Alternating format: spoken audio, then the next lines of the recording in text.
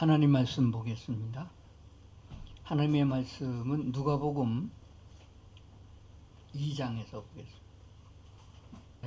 한 절이니까 2장 14절 한 절 한 목소리로 같이 보겠습니다. 지극히 높은 곳에서는 하나님께 영광이요 땅에서는 하나님이 기뻐하신 사람들 중에 평화로다. 아멘. 온라인으로 예배에 참석하시는 분들은 얼굴을 볼 수 없지만은 성도님은 저를 볼 수 있어서 다행입니다. 음성은 그대로 똑같이 전달될 것이고, 화면이 지난번과 좀 달라서 그거는 장소가 바뀌었기 때문입니다. 참 오랜만에, 한참 오랜만에 홍천을 왔습니다. 그리스도 예수의 탄생으로 말미암아 지극히 높은 곳에선 하나님께 영광이 되어지고 땅에서는 하나님이 기뻐하신 사람들 중에 평화로다. 이렇게 우리말 성경에 번역되어 있습니다. 땅에서는 하나님이 기뻐하신 사람들 중에 평화로다 이렇게 되어 있는데, 원문을 조금 더 우리말로 쉽게 번역하면은 땅에서는 하나님이 기뻐하신 사람들이 평화를 얻는다, 그런 뜻입니다.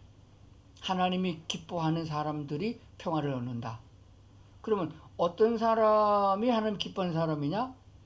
하나님이 사랑하는 사람들. 또 그렇게도 번역이 됩니다. 그걸 종합해 보면 하나님이 사랑하여 그래서 기뻐하는 사람들이 하나님이 주신 평화가 임할 것이다. 그리스도 예수 곧 그분이 평화요, 그리스도 예수 그분이 곧 우리에게 복이 되시는 줄로 믿습니다. 복의 근원이고 또 하나님이기 때문에 예수 그리스도가 축복의 근원이고 우리 삶의 복인 줄로 믿습니다. 그렇기 때문에 예수를 빼면은 아무것도 없습니다. 하나님이 사랑하는 자, 하나님이 기뻐하는 자가 되려면은 노력해서 되는 게 아닙니다. 그냥 하나님의 사랑을 입으면 되는 거예요. 마치 부모님이 자식을 낳으면은 그 핏덩이가 뭘 알겠어요? 근데 기뻐 잔치하잖아요. 하나님이 우리를 복음으로 예수 그리스도를 보내줌으로 우리를 낳으셨기 때문에 우리가 그 은혜를 입은 사람들은 다 하나님의 사랑받는 자요, 하나님이 기뻐하는 자가 되는 줄로 믿습니다. 근데 우리가 조금 오늘은 다른 차원에서 성경에 있는 말씀을 상고해 보려고 생각을 합니다. 예수님이 탄생하셨을 때에 그 탄생의 소식을 제일 먼저 접한 사람이 동방에 있는 박사들입니다. 별을 보고 연구하다가 이것은 자연 생태계 중에서 자연의 섭리를 주관하고 창조하신 그 창조주 하나님의 탄생이 육신을 입고 땅에 오시는 것이 분명하다. 그렇기 때문에 만왕의 왕으로 오시는 분이다 라고 하성을 알았습니다. 그리고 그 귀한 소식을 직접적으로 천사를 통해서 전달받은 사람들은 헤로데 왕궁에 있는 사람도 아니고 성전에 있는 제사장들도 아니었습니다. 들에서 양치고 있는 목자들이었다고 그랬습니다. 그 목자들이 천사의 지시를 받아서 바로 마국간에 가서 예수님 앞에서 하나님을 찬양하고 예배하는 복이 있는 영광을 얻은 줄로 믿습니다. 그런데 오늘 좀 물어보겠습니다. 동방박사들이 그 먼 길을 걸어서 고전에 의하면은 며칠을 걸어서 출발해서 왔습니다. 그냥 온 것이 아니고 또 예물도 가지고 왔습니다. 아주 소중한 거, 돈보다 더 중요한 거, 황금, 그리고 유향, 모략 가지고 왔습니다. 그래서 아주 꿇어 엎드려서 그 누추한 것, 이게 무슨 왕인가 의심할 여지가 없었어요. 그들은 주어진 환경을 보고 왕이라 엎드려서 절한 게 아닙니다. 그들은 확실한 천지 주변에 의한 하나님이 만드신 천지의 자연의 계시를 통하여 하나님이 분명히 이 땅에 오셨다, 왕이심이 분명하다 하는 확신이 있었기 때문에 마국간에 그 위에 누인 아기 예수 앞에 꿇어 엎드려서 예물을 드리고 경배한 것을 보게 됩니다. 그러면은 하나님은 그 박사들에게 어떤 상을 내리셨나요? 어떤 복을 주셨나요? 하나님이 큰 명예를 더 올려줘서 세계적인 박사의 위치를 올려주셨나요? 그런 게 없어요. 자, 그러면 목자들입니다. 목자들이 참 어떻게 알고 기특하게도 와서 그 아기 예수 탄생을 축하하고 찬양하고 영광을 돌렸습니다. 그런데 그 목자들이 목동들이 돌아갈 적에 하나님이 천사를 통해서 금덩이 2개씩 나눠줬나요? 그 후에 목자의 직업을 천대받는 직업을 벗어버리고 왕궁으로 초대받아가지고 대신이 되어주고 무슨 자귀를 받고, 뭐 그때 당시에는 그 굉장히 보슬이었죠. 뭐 백작 이런 자귀 그런 거 줬나요? 아니에요. 그러면 뭐 칭찬할 게 뭐 있겠어요? 예수님 만나가지고 뭐 덕던 게 뭐 있어요? 뭐 이득이 없었잖아요. 제가 이렇게 물어보면은 공감하는 사람도 있고 에이 그런 사람도 있어요. 중요한 것은 사람들은 어떤 행위를 했을 때 하나님이 보셔서 기뻐하실 만한 착한 행위를 하셨을 때 하나님을 경배하는 일을 했을 때 어떤 보상이 오작하는가 그걸 생각하는 거예요. 그거는 한참 잘못된 것입니다. 오늘날 우리가 하나님 앞에 나와서 다른 사람 다 놀러가고 뭐 보도에 의하면은 그 동해 특히 홍천에서 가까운 뭐 맘먹으면 1시간 반이면 가는 그쪽에는 호텔이고 여관이고 모텔이고 리조트고 다 벌써 꽉꽉 차고 10,000원이라고 그래요. 들어갈 틈이 없다고 그래요. 그런데 가지 아니하고 뭐 좋다고 교회 와가지고 그것도 다 모여서 친구들도 만나고 교회들도 만나서 기쁨을 나누는 그런 것도 아니고 몇 사람 놓고 예배드리고 온라인으로 집에서 예배드리는 이게 뭐 좋다고 그러면 하나님이 무슨 복을 주나요? 오늘 돌아왔을 적에 금덩어리 하나씩 주나요? 그 아니잖아요. 근데 어떻게 와서 그러고 있어요? 뭘 바라고 있어요? 거기에 중요한 관점이 있습니다. 왜 우리는 하나님을 예배하는 것을 더 중요시 여기고 하나님을 예배할 적에 기쁨과 감사가 있느냐? 그것은 우리는 이미 하나님이 부어주신 성령의 역사를 통하여 거듭났고 그 성령의 인도를 받아서 영적 생활을 하고 있기 때문이라고 믿습니다. 그것은 무슨 말인가 그러면은 이 세상에서 우리는 어떤 결정을 할 때에 분별을 합니다. 이것이 더 가치 있는가? 저것이 더 가치 있는가? 혼자 사람으로 같은 시간에 2가지, 3가지 할 수 없기 때문에 결정을 해서 중요한 가치가 있는 쪽을 먼저 행하고 그것을 더 중요시 여기게 되는 거예요. 그러면은 가치에 대한 기준은 어디서 와지느냐 생각을 해봐야 됩니다. 며칠 전에 대선에 출마한 대통령 후보가 이런 말을 했습니다. 너무 가난해서 먹을 것 걱정하고 있는 사람들이나 배우지 못해서 이치를 분별하지 못하고 잘 모르는 사람들은 민주주의를 알지도 못하고 민주주의를 할 수도 없다. 그랬더니 뭐 개 무시하느냐, 가난하다고 못 배웠다고 무시하냐, 아주 몰매를 맞았습니다. 가만히 생각해 보세요. 민주주의의 총론, 민주주의의 원칙은 이렇게 되어 있습니다. 민주주의를 얻을 수 있는 사람은 의무를 이행한 사람이다 라고 하는 것이에요. 세금도 내고 또 민주적으로 이웃을 돌보고 민주적으로 차별하지 아니하고 그런 수준에 이른 사람들이 그 의무를 이행할 수 있는 사람이 민주주의를 누릴 수 있다. 그런 원론이 있습니다. 그 말이 틀린 말이 아니거든요. 맞는 말이거든요. 근데 교수가 그 말을 했으면은 별 이의를 제기 안 할 텐데 대통령 나온 사람이 그따구 말했다고 몰매를 맞고 난리를 꾼 것을 보게 됩니다. 너무 가난하게 되면은 민주주의 따질 여가가 없어요. 먹을 거 주면 좋아합니다. 그 누구예요? 김승희예요. 이승만 대통령이 미국에서 정치학을 하고 신학을 공부하고 세계의 역사를 연구하면서 민주주의를 해야겠다. 그것이 잘 사는 길이다. 그것이 하나님이 준 축복이다. 그리고 분명히 깨닫고 와가지고 한국에서 민주주의를 시행하려고 했습니다. 그때 이승만 대통령이 돌아오기 전에 여론조사를 미군이 먼저 했죠. 민주주의 좋겠느냐 공산주의 좋겠느냐 75% 이상이 공산주의가 좋다고 대답을 했어요. 왜 그런지 아시겠어요? 가난하고 먹을 것에 없어서 허덕이는 민족들이었기 때문에 민주주의 배부른 소리 하고 있네. 아, 당에서 다 나눠준다는데 그게 좋지. 당에서 골고루 다 먹여준다는데 그게 좋지. 공동 생산, 공동 분배 얼마나 좋아요. 그렇게 된 거예요. 그런 사람들에게 민주주의가 좋아요? 세금 내세요? 돈 버세요? 되나요? 안 되지요. 이 뭘 좀 알아야 되는데 교육이 필요합니다. 한글도 몰라서 음문을 가르치지 못해가지고 성경을 읽지 못하는 그런 시대에 무슨 놈의 민주주의가 되겠어요. 그래도 민주주의를 하겠다고 주장했던 하나님의 사람 이승만 대통령을 통하여 이 나라가 이만큼 발전한 것을 보게 됩니다. 제가 이 말씀을 내드리면 무슨 정치적인 발언을 하려고 그러는 게 아니고 가치를 보는 거예요. 가치. 성경에 이런 말씀이 있습니다. 돼지에게 진주를 던지지 말아라.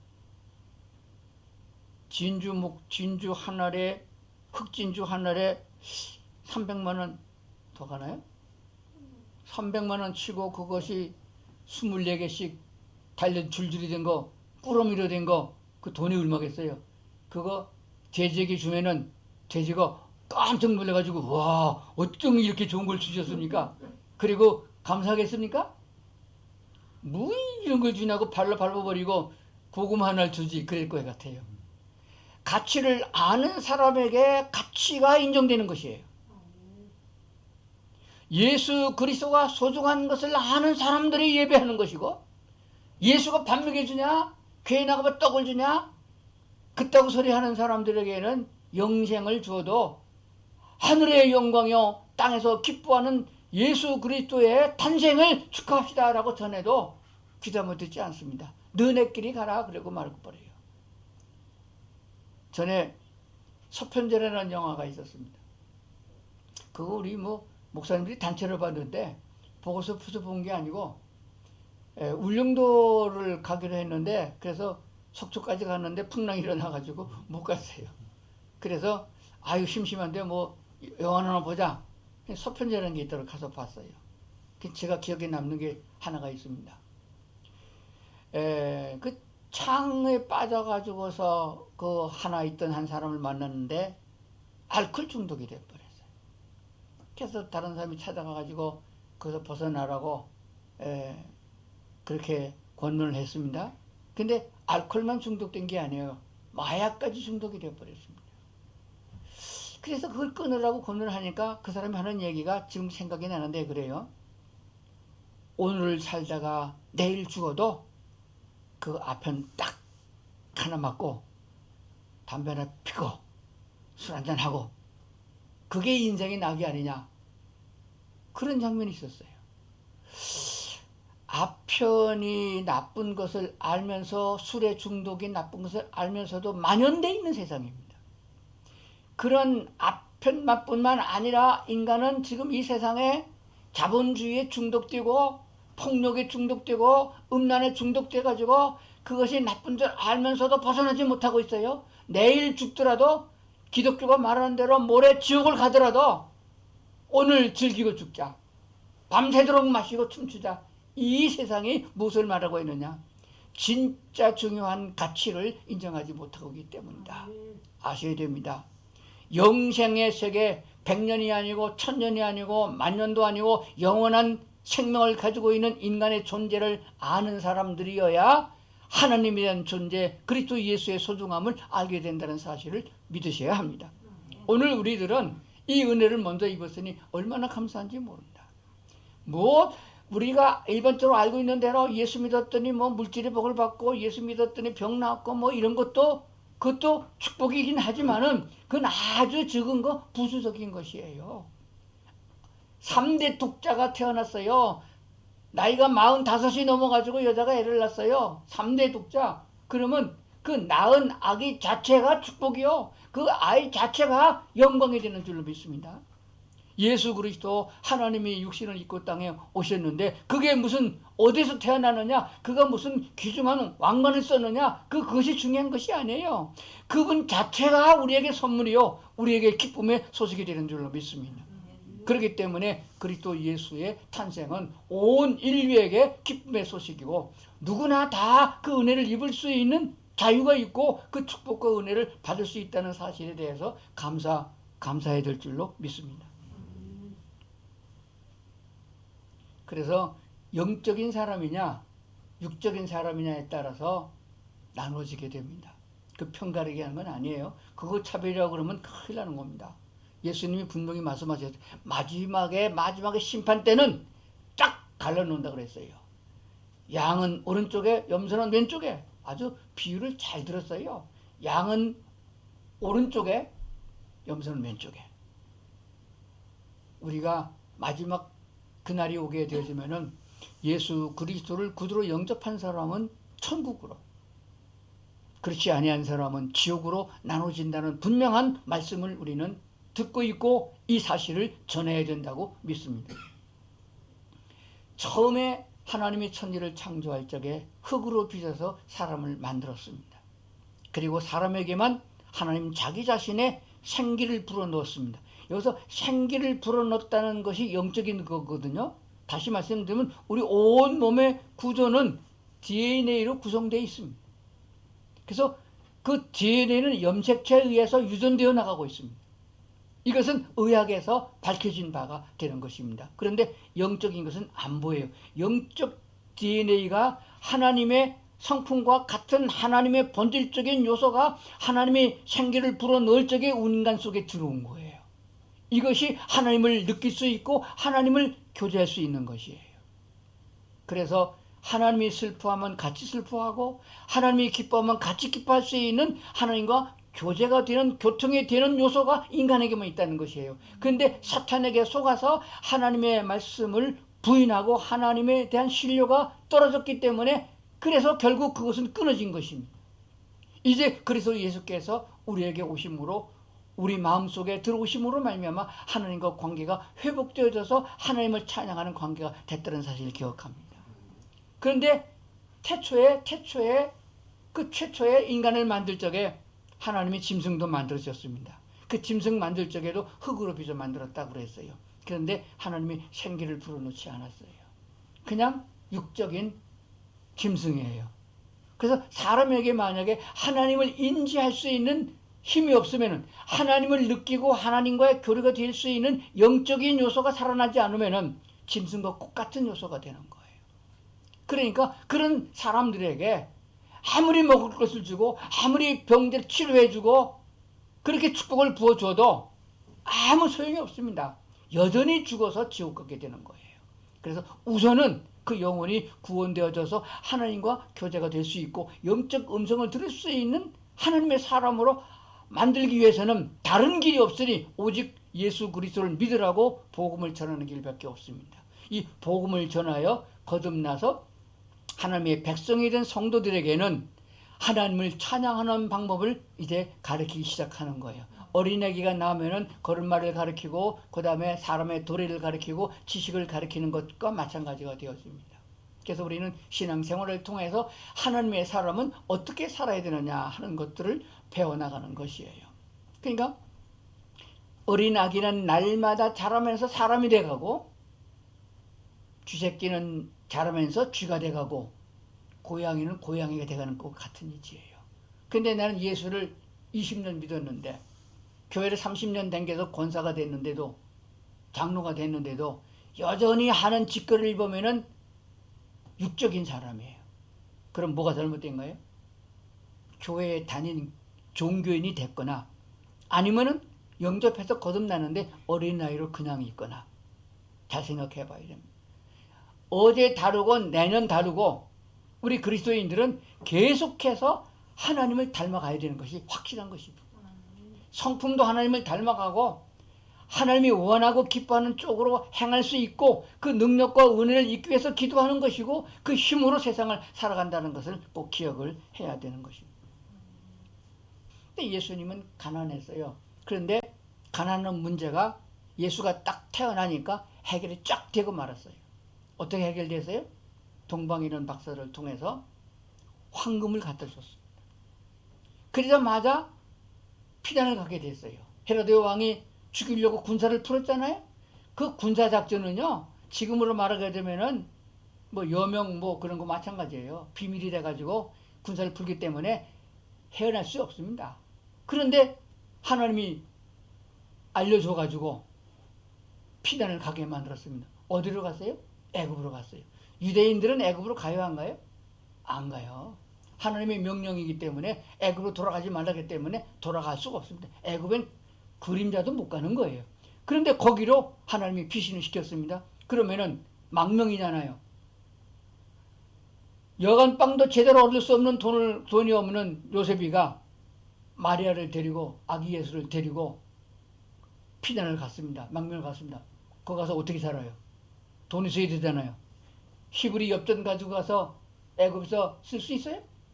근데 세계 공통 화폐인 황금을 하나님이 보내주셔서 그걸 가지고 거기서 헤로데 왕이 죽기까지 거기서 지낼 수 있었던 것은 하나님께서 넉넉하게 재물을 채워주신 줄로 믿습니다. 그렇다면 예수님은 하나님의 아들로 세상에 왔습니다.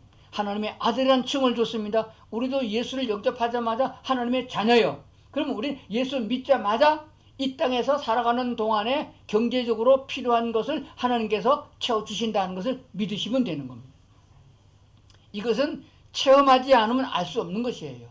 하나님이 먹이시고 입히시고 그러면 얼마나 넉넉해야 넉넉한 거냐? 거기에 좀 문제가 있어요. 만나는 그날에 넉넉하게 주셨습니다. 그 다음날까지 생각 안 했어요. 그날에 넉넉하게 주셨습니다. 그런데 어떤 사람이 내일을 염려해가지고 많이 모았다가 놨더니 어떻게 돼? 그 다음날 다 썩어버렸어요. 근데 그 다음날 되면 하나님 또 주셨거든요. 이 원리가 우리 기독교인들 속에 있는 줄로 믿습니다. 쌓아놓으면은 녹이 나고 썩고 엉뚱한 놈이 집어갑니다. 보험을 많이 놓으면 아픈 사람이 많이 생기게 돼 있어요. 찔리는 거 있으세요? 보험을 많이 놓으면 아픈 사람이 생기게 돼 있고 사고가 나게 생겼어요. 자동차 보험에다가 운전자 보험에다가 뭐 이렇게 보험이 많은데 잔뜩 넣어놓으면 사고가 잘 나요. 안 나면 아깝잖아. 잘 알아야 됩니다. 이 믿음은 믿는 대로 되도록 성경은 말씀하고 있습니다. 그래서 제가 이런 얘기를 하면 사람들이 그래요. 아이고 그게 이론이지 실제로 되냐고요. 저는 예수를 믿고 나서 교회 다닐 적은 몰랐는데 신학교 가고 목사가 된 다음부터는 그 말씀이 다 믿어져서 그렇게 살아가고 있습니다. 그랬더니 지금까지 오늘의 풍성하게 쓰고 내일 걱정은 안 합니다. 왜? 하나님이 채워줄 테니까. 그 나중에 궁금하시면 조용한 시간에 물어보세요. 진짜인가 아닌가. 그런데 요셉이가 애굽에서 자기 고국으로 돌아왔을 때 금덩어리 남았나 안 남았나요? 남았으면 목공소에서 일을 안 했죠. 아버지 출세되게 기업 하나 만들어줬죠. 배도 몇 회 사가지고 갈릴리 바다에서 고기 잡게 했다든지 뭐 했을 거 아니겠어요. 지지하게 30년 동안 거기서 못 벗어나고 살았단 말이에요. 부모 안 돌본다고 욕도 많이 먹었고 동생들도 안 돌본다고 먹었던 예수님 아니겠습니까? 그러니까 쓸 만큼 필요한 만큼 주셨습니다. 생명도 보존해 주셨습니다. 죽을 자리에서 죽지 않게 보존하셨는데 예수님이 애굽으로 피난 것은 사람을 보면 기적이에요.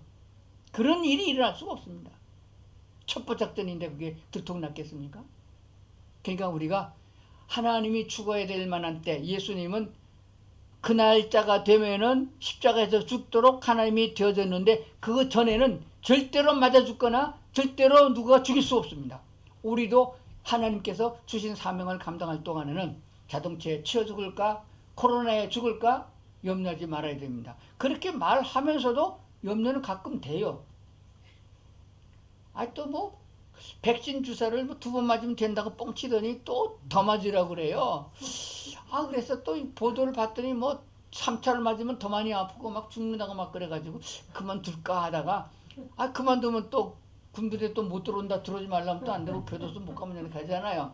그래서 그것 맞으면 코로나 안 걸린다는 것 때문에 맞는 게 아니라 이 사회에 적응하기 위해서는 복음을 전하기 위해서 맞아야겠다. 그래서 맞았어요. 지난 화요일에 둘이 가서 맞았거든요. 근데 왜 이렇게 아파요? 그 다음날 되니까 더 아픈 거예요. 은근히 걱정되더라도 이러다가 못 일어나는 거 아니야? 누구 어떤 목사는 다리가 다 이게 가라앉고 휠체어 타고 다닌다는데 그렇게 되면 걱정되더라고요. 그럴 때에 걱정되고 염려되는 것은 세상으로부터 오는 거예요. 들은 얘기 때문에 오는 겁니다. 그럴 때에 우리는 말씀을 묵상해야 되는 거예요. 너희는 염려하지 말라. 예수님이 거기서 죽었겠냐? 아직은 가만히 보니까 제가 할 일이 아주 많아요. 할 일이 남아 있어요. 그래서 하나님이 살려주겠다. 그래서 뭐 멀쩡하게 이게 됐잖아요. 물론 뭐 몇 소수의 아픈 사람이 있고 환난과 고통을 당하고 죽는 사람도 있겠지만은 우리 그리스도인들은 거기에 해당되지 아니하게 하나님께 대한 확실한 신뢰와 믿음을 가지시면은 그 축복이 삶 속에 이어지는 줄로 믿습니다. 그래서 예수님은 우리 육신을 가지고 살아가는 그리스도인들, 하나님의 아들 예수, 하나님의 아들 이유진, 하나님의 딸 여러분 다 그렇게 되는 거예요. 그러니까 예수님의 생애와 똑같은 상황입니다. 예수님께서 능력을 행했으면 우리도 능력을 행하는 것이고, 예수님이 기도 응답을 받았으면 우리도 받는 것이고, 예수님이 고난 당했으면 나도 고난 받는 거예요. 그러나 예수님의 받는 고난은 죄를 지어서 고난 받는 것이 아니고 하나님의 뜻을 이루기 위한 과정 속에서 주어지는 고난이었습니다. 그 고난은 인내를 만들어내고 인내는 소망을 만들어내는 줄 믿으면은 넉넉하게 세상의 고통을 이겨나가는 줄로 그렇게 믿습니다.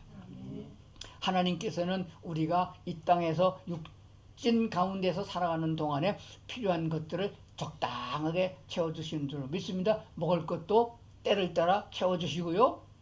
또 하나님께서 날마다 은혜를 더해주시는, 그래서 천상을 향하여 가는데 흐트러지지 아니하고 이스라엘 백성의 애굽에서 광야 생활을 해결했지만은 뺑뺑 돌았지만 결국은 가나안 땅에 들어가게 된 것처럼 우리가 세상에서 때로 우리가 잘못해서 넘어지기도 하고 자빠지기도 하고 빙빙 돌기도 하지만은 그래도 하나님의 인도하심을 따르기 때문에 결과적으로는 천국에 임할 것을 확실히 믿습니다. 그러므로 너희는 염려하지 말아라.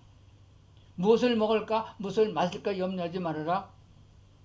생명을 주신 분이 여호와이시니 그 생명은 영원한 생명을 우리가 소유했다는 것을 확실하게 믿으면은 인생을 살아가는 동안에 기쁨과 감사가 넘치는 줄로 믿습니다. 하나님이 사랑하여 기뻐하는 자 어떤 사람인가요? 자, 오늘 본문에서 하나님이 기뻐하심을 입은 사람들 중에 평화라고 그랬는데 우리의 심령 속에 우리의 삶 속에 평안이 이루어지려고 그러면은 우리가 하나님의 사랑하는 자, 하나님의 기뻐하는 자가 되어야 되는데 어떤 자를 기뻐하느냐? 한마디로 말하면은 하나님은 약속을 잘 지키는 사람을 사랑하시고 기뻐하십니다. 한번 따라합시다. 하나님은 약속의 하나님. 목자들이 직업이 목자라서 첫 번째 크리스마스 때 예수님께 나갈 수 있는 권한을 얻었나요? 이미 오래전부터 약속된 것이었어요. 그러니까 그건 하나님의 약속이 아니고 비유로 들은 것이, 하나님께서 우리에게 하나님은 어떻게 약속을 이루신가를 알게 하려고 그 요나답 그 명을 따라서 대대로 얼마나 고통스럽게 살았는가. 목자들이 베들레헴까지 이주해서 목동 생활을 계속할 수 있는 동안에 수십 년, 아마 몇 대를 거쳐서 아마 수백 년 걸렸을지도 모르겠어요. 성경에 정확한 연도가 안 나왔지만. 그러나 분명한 사실은 그들은 엄청나게 손해보고 세상 사람에게 소외당하고 그 고통 속에서도 약속을 지켜온 사람들이에요.